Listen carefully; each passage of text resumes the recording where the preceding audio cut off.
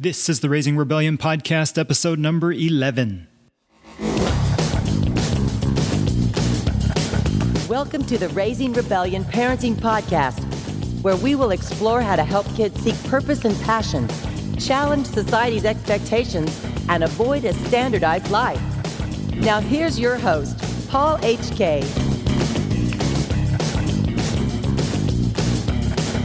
Hi, everyone. I'm very grateful for you listening to today's episode. Thank you so much for being here.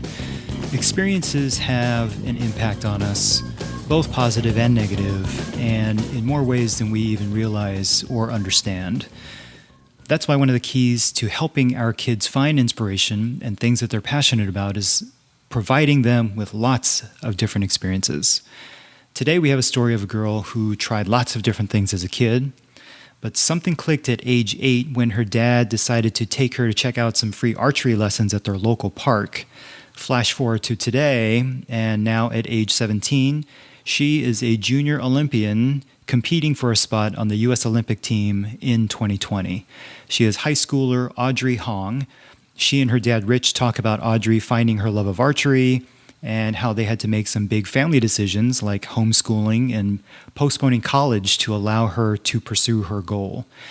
This story is a great example of how important experiences are in finding those life-changing opportunities, and it's pretty exciting to hear about her journey that's now in progress.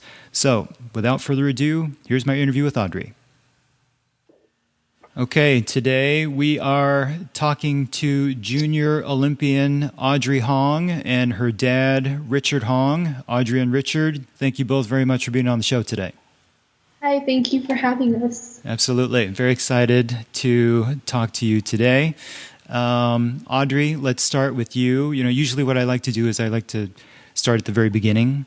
So for you, let's talk about how you got started with archery. How old were you when you started archery? I was about 8 years old, and my dad took me to Rancho Park, and they had those free archery classes. And I went there for a few weeks, and then I stopped going. Then I asked my dad why we haven't done archery again, and that was when I was about 12. So he took me to a club in Van Nuys, and then I picked it up from there. So when you stopped going to the free classes, I mean, was it like, were you enjoying it when you guys were going to the free classes? And did you guys just go to check it out for the heck of it? Yeah, that's pretty much what we did. I liked it. And then I'm not really sure why we stopped going. Mm-hmm. But so when you first picked up, like when they were first teaching you, like what was the vibe that you got from it? I just thought it was really cool how this is a sport, because it's not very, I guess, it's not a team sport, and it's individual, and it's not like very physical either. So I thought it was really cool. Very cool. Now, did you pick it up kind of fast? You know, when they started teaching you how to do everything, did you pick it up pretty fast? Yeah, I did. I was always interested on how to improve my form, so I always ask questions and stuff. Okay. So let me ask you about that. So did you notice a difference when you started, you know, you were trying this new thing, and it's probably not the first thing that you had tried in your life up until that point, right? So you've kind of found yourself... I tried everything. Say that again? I tried everything. You tried everything, okay. I think that's a good thing, though.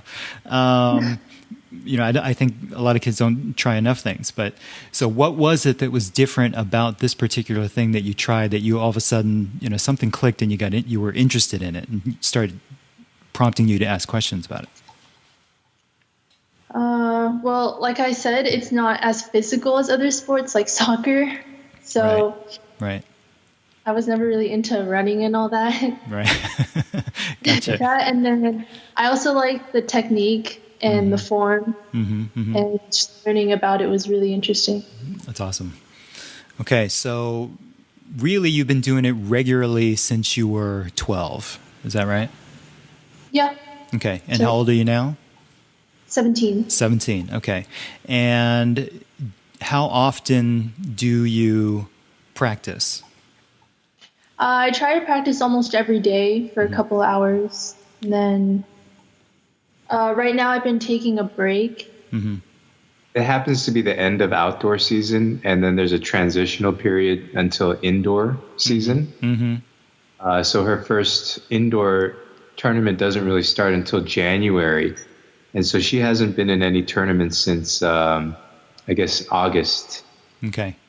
So now she's just, letting her body recover from long season, outdoor season, and she's just strengthening. There are, even though archery is not an active sport, you're not running into people or tackling people. It's a physical sport, so your body does need to heal and recover. Right. Now, how long was the outdoor season? April. Starts in April. Oh, started in April, ended in July. Okay. April to July. Gotcha. And then, so is that how it's broken up? Like there's an outdoor season and then an indoor season? Is it just those two seasons?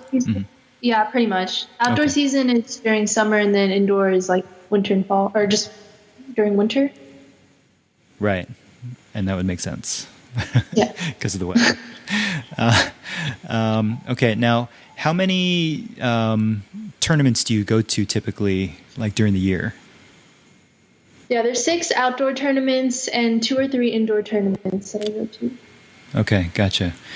And do you have a coach that coaches you? Yeah, my coach is the coach for the U.S. Olympic team, Kisik Lee. Mm-hmm. And I see him during club and outside of club. Okay, gotcha. So when you practice, are you pretty much just practicing at home, or do you go and practice with your coach? I go to places to practice like El Dorado Park and Woodley Park. Okay. But I'm not usually with my coach. I usually just practice by myself. Okay.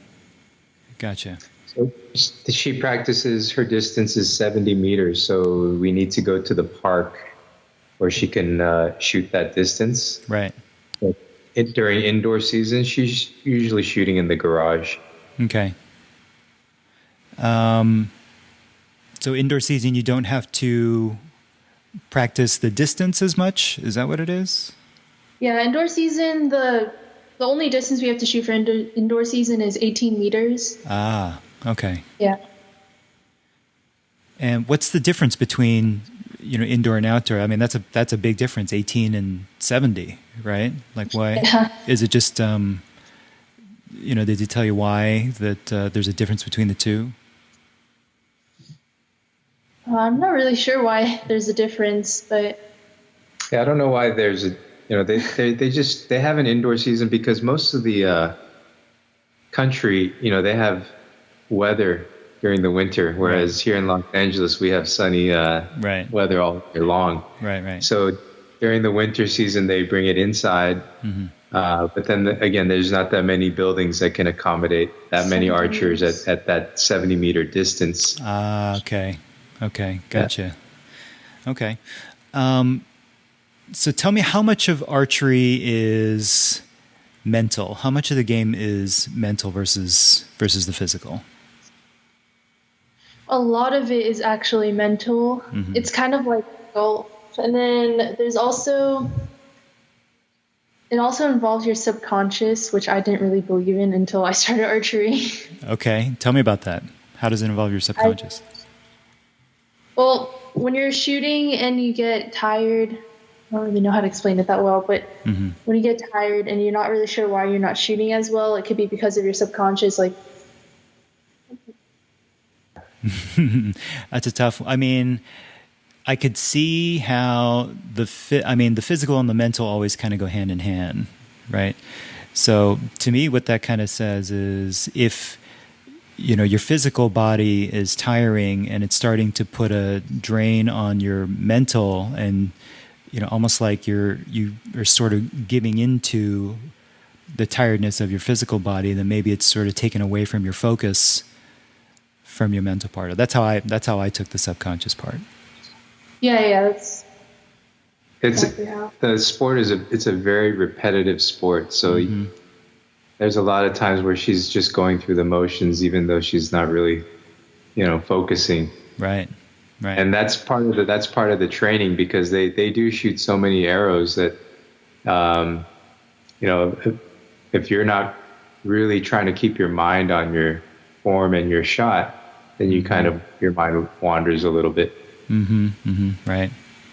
Now, how much does like a diet regimen or, do you work out to help keep your mind and body sharp and in shape for tournaments, or is that not really part of it? Yeah, there's a lot of stretching and strengthening your core and shoulder muscles. Mm-hmm. And then you also should run a lot too to lower your resting heart rate, which is beneficial when you shoot because it prevents you from moving around. Mm-hmm.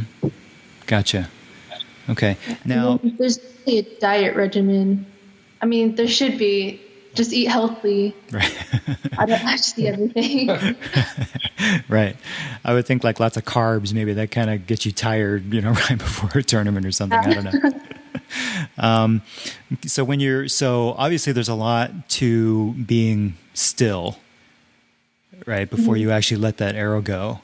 One thing, I was watching some videos on YouTube, and I noticed that a lot of archers, when they pull the string back, they have the string like resting right on their lip, like even pressing against their lip, right? Yeah. Is that part of the strategy to help keep things very still before you let it go and when you're focusing, or what is that?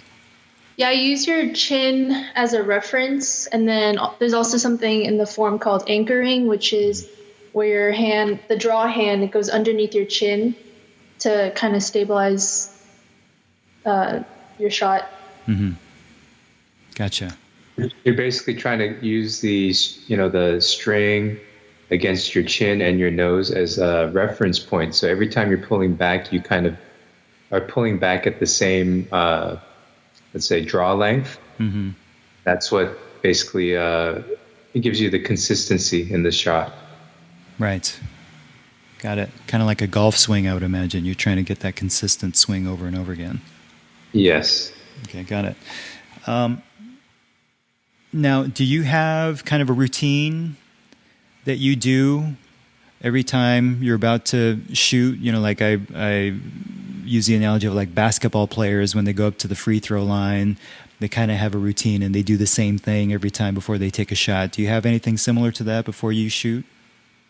Yeah, I breathe and I make sure everything is set. Mm-hmm. And then I close my eyes and visualize my shot. And then that's pretty much it. Gotcha. Are other players doing any kind of mental games with you before you square off against an opponent or anything like that? It doesn't really affect me that much. Even if they are, I don't think I've noticed. Okay, so they do it. I think at the youth level, it's not so prevalent. But yeah, as the kids get older, there are certain things that kind of get in other archers' heads. Right. But at the same time, these kids are so focused on their own shot. Right. It's not a really big aspect of the game. Right. Okay, I was just curious. Okay, now can you tell me what it was like when you went to your very first tournament? What was that like? My very first tournament was a club organized tournament by my current club, Joy Lee Archery Academy. Mm-hmm. And at the time, I wasn't a part of the club, but I was about 12 or 13. And I won second place there, so I was pretty excited about that. And then I do remember missing the target and losing first place by 2 points. So it was a little frustrating afterwards. Oh, man. So your very first tournament, you were not part of the club. You went to the tournament that was organized by the club that you eventually became a part of, and you came in second place. Yeah. That's pretty amazing. Yeah, I met my coach there for the first time. Very cool. Did your coach come recruit you? What was that? Did your coach come and recruit you, like after seeing your performance and coming in second place and missing first by, a hair? Not really. I was so young and such a beginner at the time. Okay. Although I do have to say, Paul, when she did receive the medal, and then the coach comes by and congratulates her and told me, that Audrey had such great talent, and that was kind of like the that's what kind of got us really interested in the competitive archery game, because the coach of the U.S. Olympic team comes by and says, "Hey, your daughter has great talent." Right. And all of a sudden, You're envisioning your daughter standing on top of a gold medal ceremony wearing the... Yeah, exactly. Right. Yeah. Right.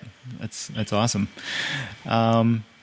Okay. So after that, probably safe to say that that's when you guys really started to take it seriously, right? I think it was a year or so after that. Okay. About a year or so after. And in that year, were you continuing to just kind of go for fun to the range and practice? Okay. Yeah. Okay. So once you decided to start, and you join a club, and I'm assuming once you join the club, then you start to have to go regularly to different events, whether they be tournaments or not. Would that be accurate? Yeah. Okay. So I know that a lot of your tournaments are out of state, right? Yep. Okay. So how often you go to school full time, right? I'm actually homeschooled this year, so I can do more. Okay. So that was a choice, Rich. Question to you. That was a choice so that she could focus more. Yeah.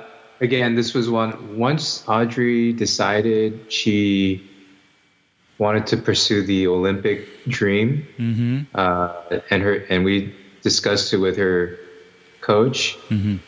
They recommended that that homeschooling or online schooling might be the best option, so that she can spend more time practicing. I mean, that's a pretty big decision. I mean, all around, right? It is a very big decision, coming from my background, my family background, where so much emphasis is put on going to school, graduating high school, going to college, and then you have a daughter that wants to defer college for a couple of years and pursue the Olympic dream. It was a big decision. It was a very big decision to make.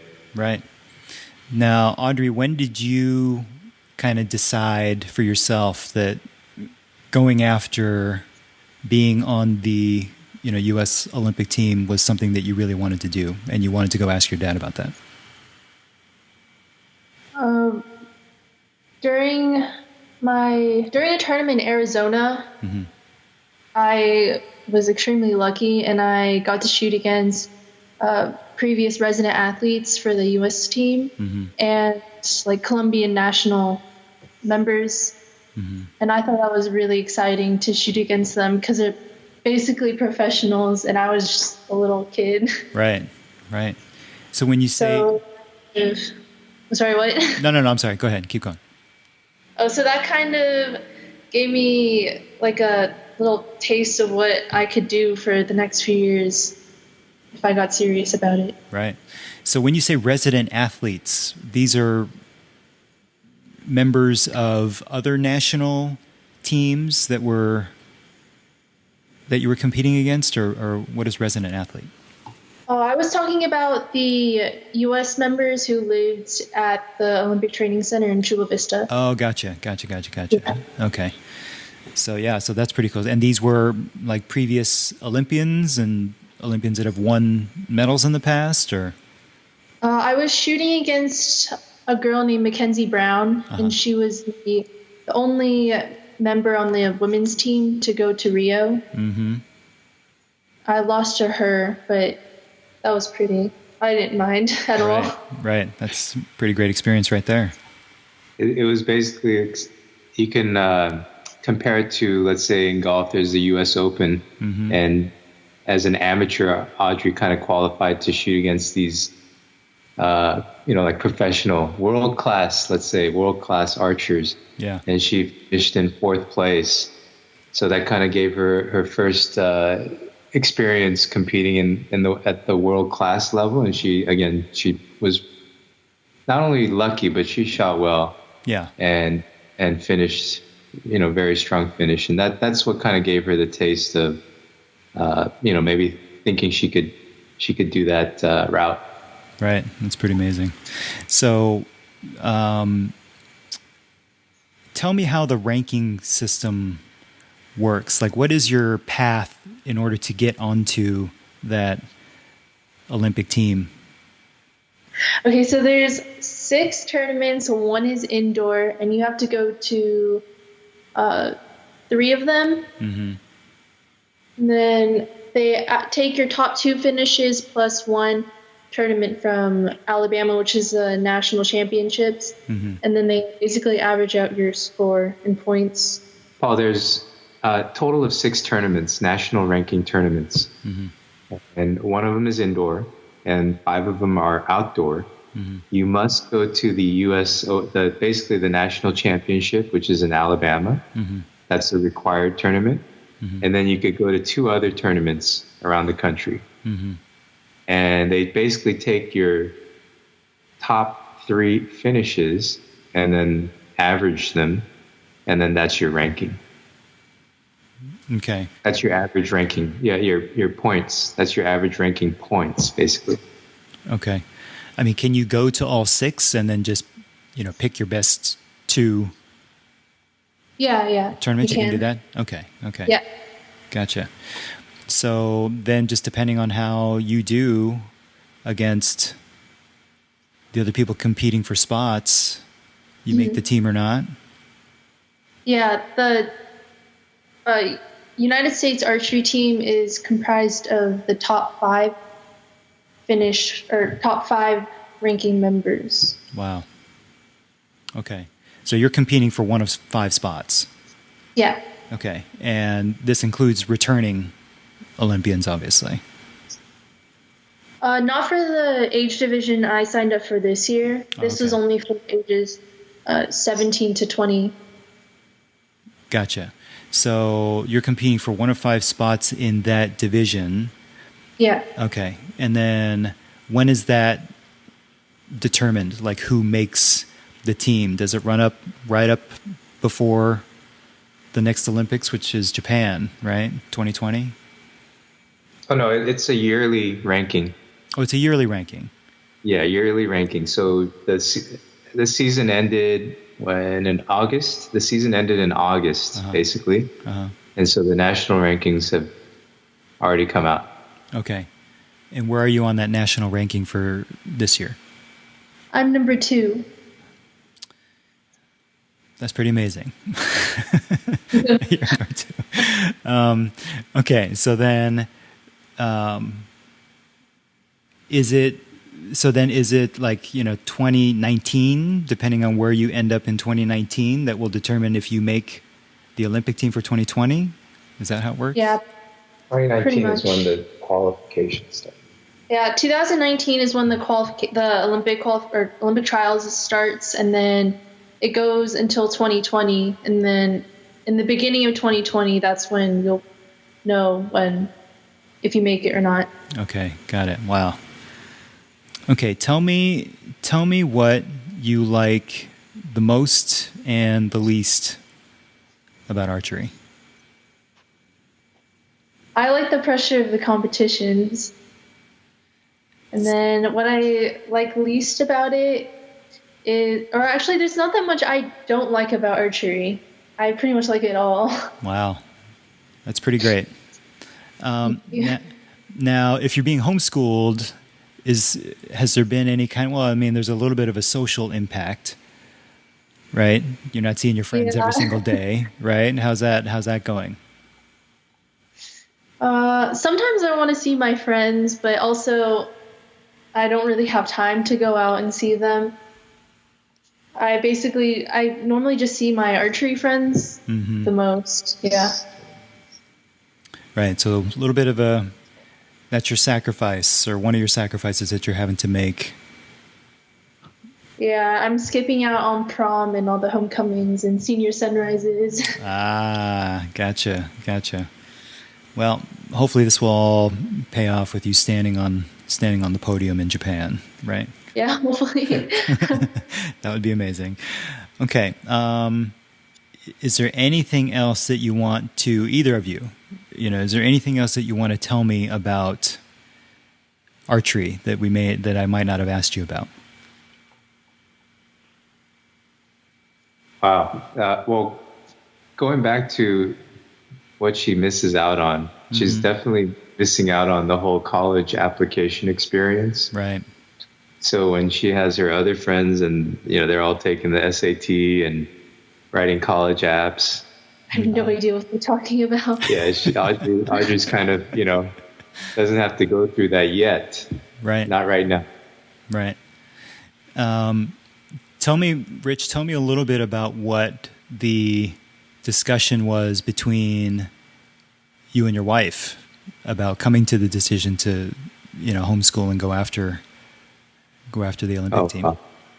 Well, again, wow.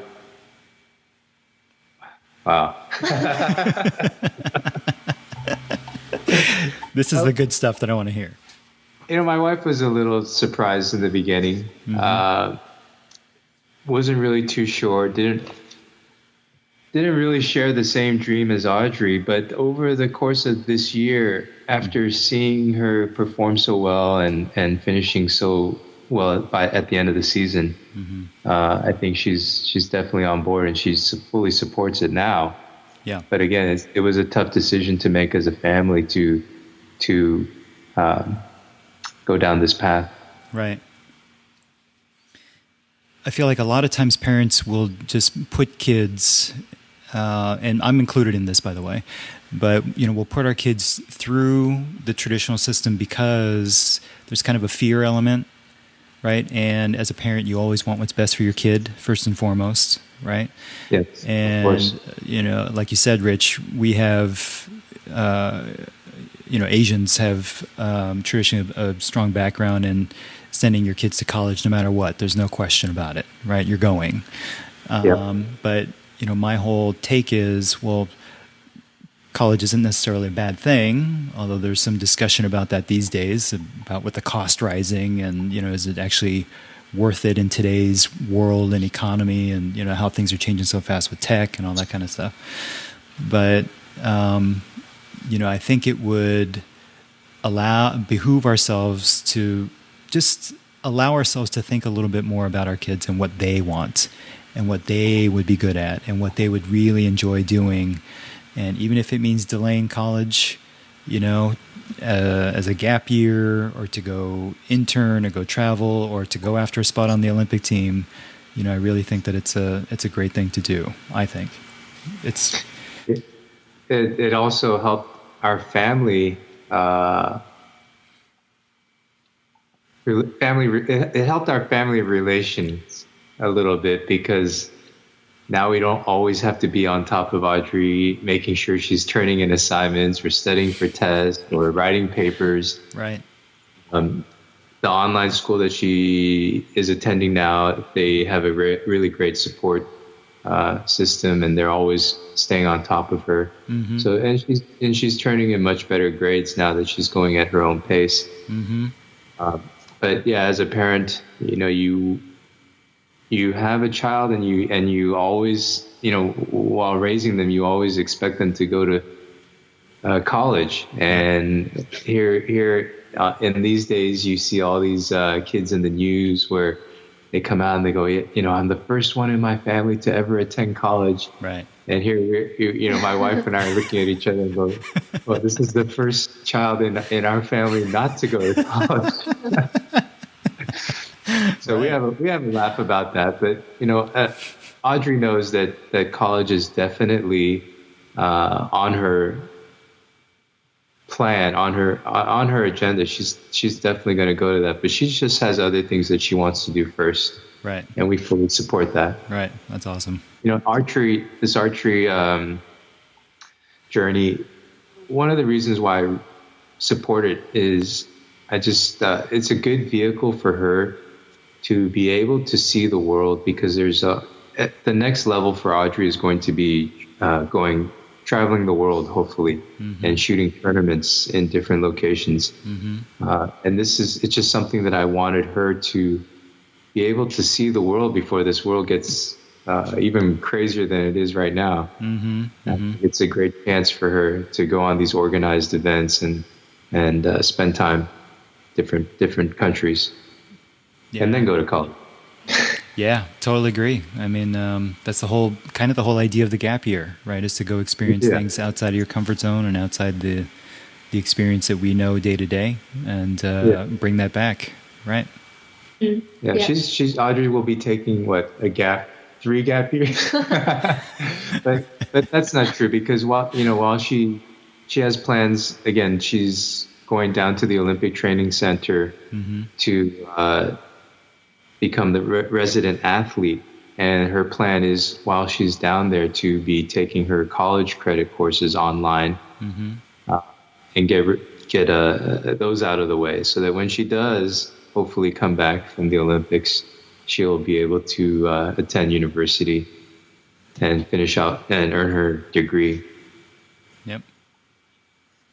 Okay, I'm going to ask each of you guys this question separately, and maybe Audrey, you can go first.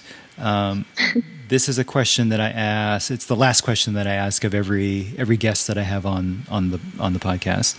The podcast is called Raising Rebellion, and the rebellion part is about, just what we've been talking about, not throwing your kids through the system of school, job, career, and just solely be focused on that, but instead at least keeping your eyes open to opportunities that you can do besides that, like exactly what you're doing.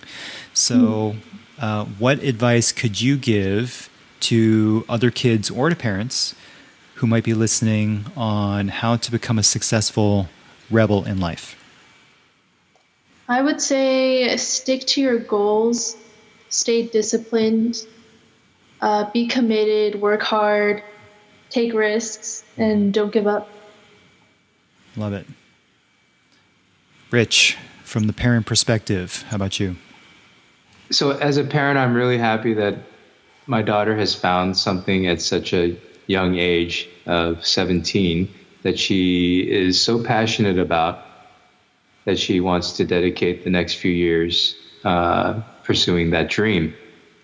When I was growing up, and I know this happens to a lot of people, but again, they graduate from high school, they go to college, and they don't know what they want to study or what they even want to do after college.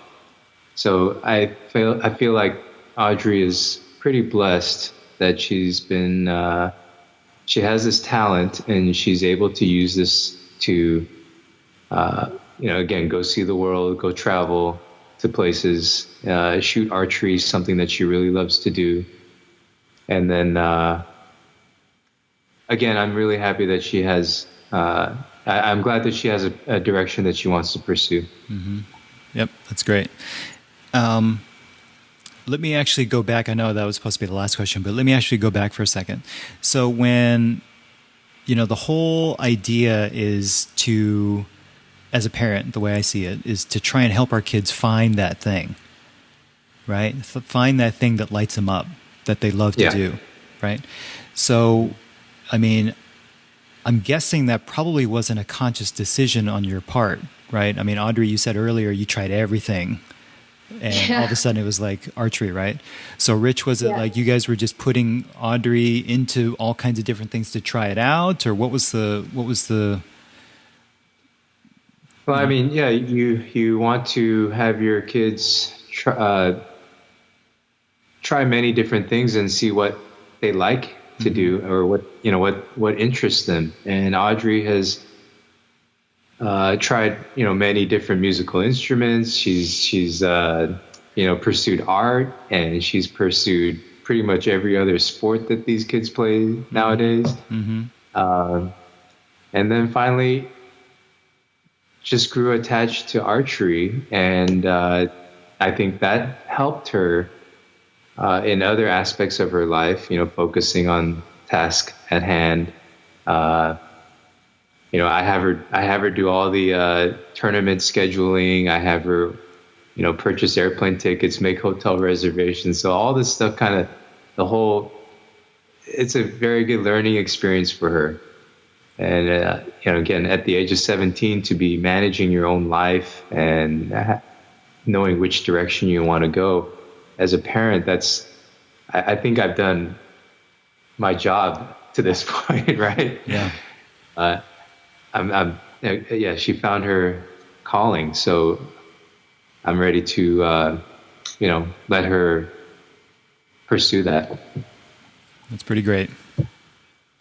Okay, so let me ask you, Audrey, if people want to follow you and your journey online, where can they go to do that? Right now I'm using Instagram, and username is Ahong Archery. Gotcha. Yeah. Okay, so they can follow your journey on Instagram. Audrey Hong is competing for a spot on the U.S. archery team in the 2020 Olympics in Japan. Audrey, when you win a spot on the Olympic team, could you give me a VIP pass so I can come watch you compete from the sidelines? Yes, of course. Okay, fantastic. And Rich, I'm going to hold you to that. No problem. Okay, good. All right, thank you both very much for being on the show. It's Thank super, you, Paul. Yeah, super exciting, and wish you the best on your journey. Thank you.